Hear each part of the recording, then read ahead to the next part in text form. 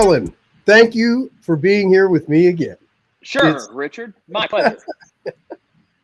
the great part about this is it's not scripted and it really is a conversation. I think what we do and what we're trying to do anyway is what the Manning brothers tried to do but failed miserably. Did you see them on Monday Night Football?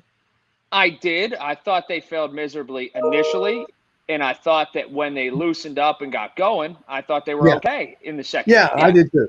I did too. I prefer to stay on the miserably part because I don't like either of them. But No, why don't you like either Manning brother? I don't. I think Eli was one of the most overrated quarterbacks to ever play at that level. Peyton, I like, but they are a good family. But I agree that Eli Manning was absolutely overrated. He had a couple runs in the postseason that were aided greatly by other people. Thus, he's a Hall of Famer, and that's the way that it is. But I agree with you there. Peyton Manning seems to be a kind-hearted guy, so that's why I he's a good gravitate guy. toward him. But anyway, yeah. Yeah, he is a good guy. But here we are.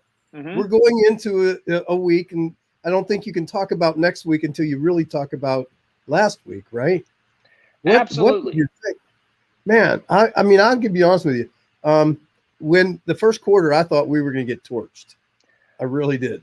Well, that's a question, I think. And by the way, be listening for the buzzword later because we're going to give away more tickets. And the buzzword will come before we get out of here. That's a question I have for you, and one I've been pondering. Is a win is a win in Richard Bazzy's world? Like, does winning against a great team trump all the things that potentially were not necessarily done perfectly, such as the offensive line, or Najee Harris didn't run the football great, or maybe some of the passing game wasn't there, and you just say, I don't want to hear any of it. They beat Buffalo on the road, and it's a non-factor, and a win is a win. So, in my world, which is really just my opinion, which I happen to respect, it's a convoluted question because, again, there's no such thing as a problem without in its hands a gift. So, what the problems are also the solutions, right? A well-defined problem, half the answer. Right. There's a lot of things that were to be desired there, but with great opportunities. And I think somebody made the comment of all of these people, every pundit in the city predicted the Steelers were going to lose. Yes. And, my comment to that is you cannot put a metric or you cannot quantify desire. You just can't do it. And so when you have that, and which I like about the offensive line, I might have said it last week, man, they are so inexperienced. You're right. But, in that second half, they found something in there. They found something, and I think it was the desire. And maybe that's how you coach up. I don't know. You could take a guy a 6 to an 8, an 8 to a 10, and just get that incrementality in ability. I think that's kind of what happens. But I would take desire over ability any day, anywhere, in any industry. I want desire. I can help you with the ability. I think the offensive line got better as the game went on. It did.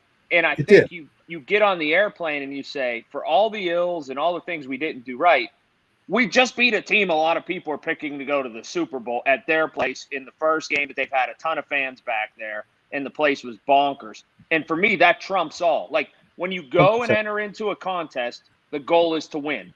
You don't draw pictures and tell people how you got there and how you did it. You just put a number down. Did you have more points than the other team?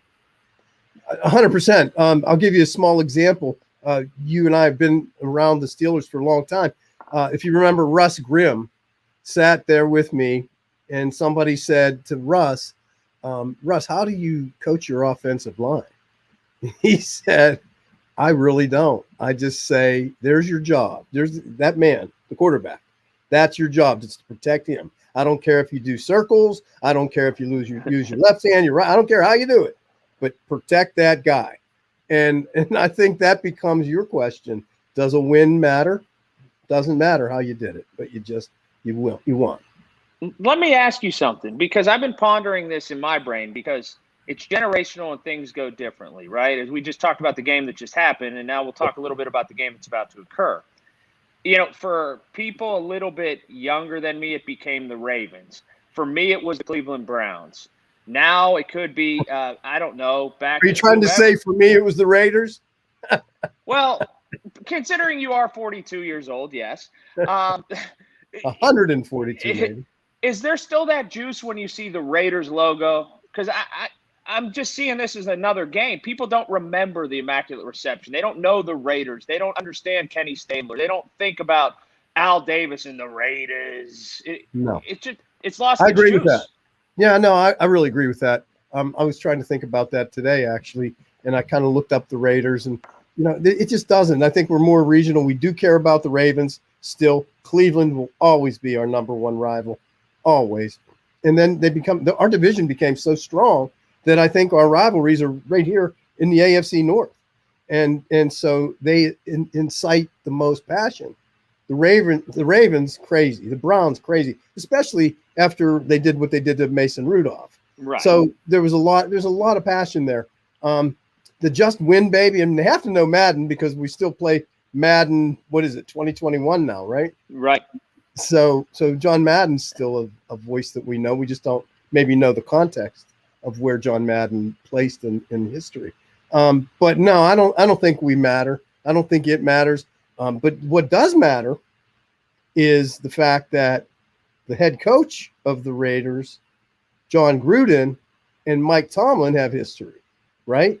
Oh, So yeah, very great history. And Mike Tomlin just talked about how much of a perfectionist he was and how he viewed this. This was fascinating to me philosophically. You study like philosophers and you read a lot, and when he said he didn't see things as a challenge that would get him down. He saw challenges and laughed at them and was like, yeah, I'm going to handle this. Is paraphrasing Mike Tomlin.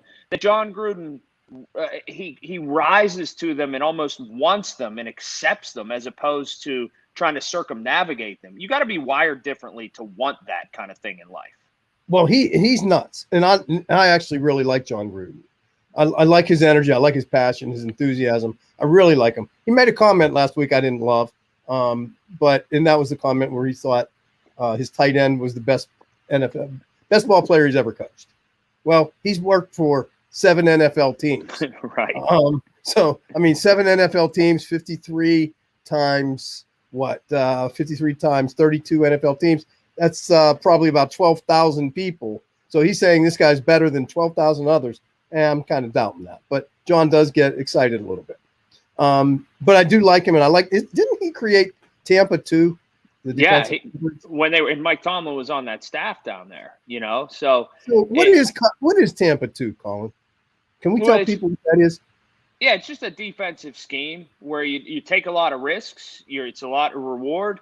It was something that Tampa rode to the Super Bowl. You've got to have athletes to do it. The Steelers don't really do that now. They play like a 3-35 with 3 in the front, 3 across the middle, and kind of 5 in the back. But what the Steelers are doing now is not reminiscent of it, but they're relying on athletes just the same. It's not just like we're going to stand up, we're going to try to knock you down in the front. It's right. Micah Fitzpatrick, it's the corners, it's a reliance on the back end of the defense, and that's where the similarities are. Yes. And so when you do that and you look at schemes and there's not a lot of surprises either of these guys are going to see this week. There's not a lot of surprises, but there's strategy and there's all of that, but there's not a lot of surprises. It's football, right? And what it comes down to is the execution. Who's going to execute? And it comes down to the quality of the player. Well, right? One more thing. Oh, absolutely. Absolutely. And one more thing before we get to this buzz, where we're going to give away tickets to the Cincinnati game. Do you think because I've gone back and forth with this. Now, you have tickets to a lot of different things. You've been to a million venues in your life. Same way with me. It's that first one back. The fans are allowed back in the stadium, full bore. Is there a quantification to where, and it's hard for us to put ourselves in athlete's shoes, but is there a quantification to like, oh my gosh, they're back. I'm playing for this city. And there's a value in that, because I think that's a storyline we really haven't talked about enough. I think that's really a good point, because I do believe it's the 12th man on the field. I really do. Especially here. We are insane here. Most NFL teams are, but we really love our Steelers. and we have been gone. We've been absent for 2 years. This is the second year back. Yeah, I mean, I believe it. I think it's going to soar. I really do. And if you're asking me for a prediction, I think we're going to smoke Oakland or the Raiders. I really do. Or LA smoke or wherever they are. Yeah, now, wherever they right? are. And we're going to smoke them. I was a little concerned. The pass coverage worried me a little bit. But we had confidence. We put the confidence in them. We didn't have a lot of pressure, but TJ Watt, just like Mike Tomlin said, he's from another planet. Guys from another planet. Just came out, played just like he never missed a day, which he really didn't. So, you have him. Number 8 really impressed me, by the way, to talk about a little bit about last week. Yeah, Melvin Ingram. Yeah. Ingram really, really impressed me. Did you like that he wore number 8 or were you confused the whole time? I was confused. I said, wait a minute, who is this guy? and of course, that first opening, oh my heavens, that kickoff my heart sank. But anyway, I do believe do you think that 12th man is a big deal? I think this time it is. I think it's an overplayed storyline in sports a lot of times what the fans can do. I don't think it is in football sometimes because it can impact if you can hear, it can impact if you can get plays off. I definitely think for the Steeler fans to have to be dormant, so to speak, for so long and not be able to be in that stadium, and now this release of this pent-up energy that they're back in the stadium, I do think there's a value on this one. I don't think it's an overlay with a blanket every single time, but in certain situations, and this being one, it'll feel like the playoffs, Richard. Oh, it will. And are you going to be there? On the fence, maybe. We'll see. Yeah. I'm still on the COVID fence about whether I want to do that or not. But it is definitely going to be a factor. I don't think it can't be. There's so much room for improvement, and yet we still won. So like you said originally at your open, we see the opportunities.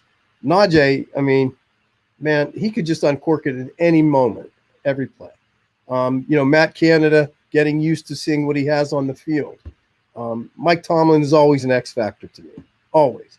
I love watching his post-game interviews. I love actually even listening to his pre-game interviews.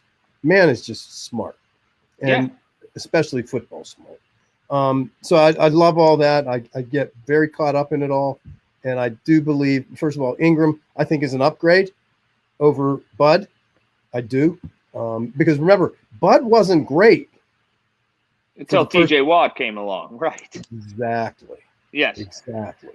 So Bud, we did the right thing. It's amazing how we can sit here after an upset victory and say how brilliant and wonderful everybody is. And next week, if it doesn't go that way, we will say, man, can you believe those guys? They suck.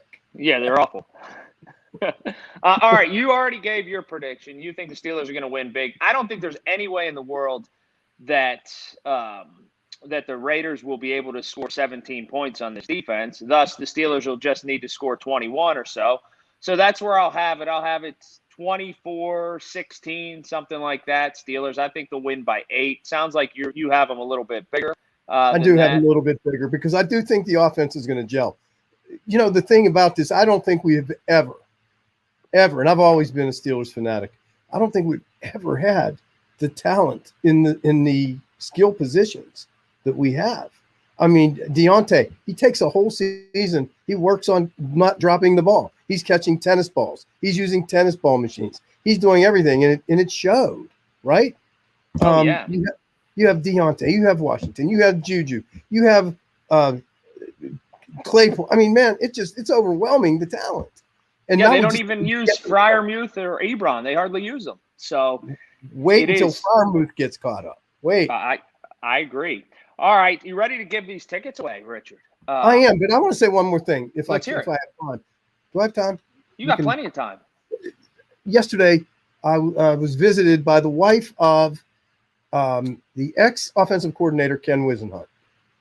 So Alice was here. She stopped to say hi because we were great friends so long ago. I did not know, and I want to wish him the very best of luck if anybody is watching this. He is now on staff at Penn State. Did you know that? Yeah. I did not know that. And this is a big weekend for them. I think they play Auburn. Is that right? Yep. And I want to say thanks for the friendship. Good luck this week. I want to see him be victorious. One of the great offensive minds in the business. But I love you, Ken Wisenhunt. Wow. So there it is. Yeah, we're good friends. Yeah, good guy. Yeah. So the word is what? The word is Tiger.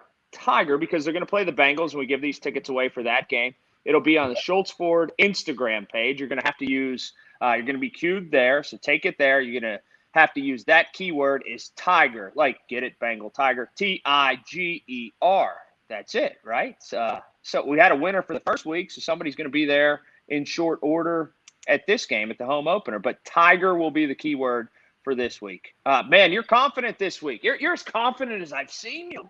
I'm ready. I want to see these guys do it. I think that the first one was just a warm up. Now it's let's go. Don't get in my way.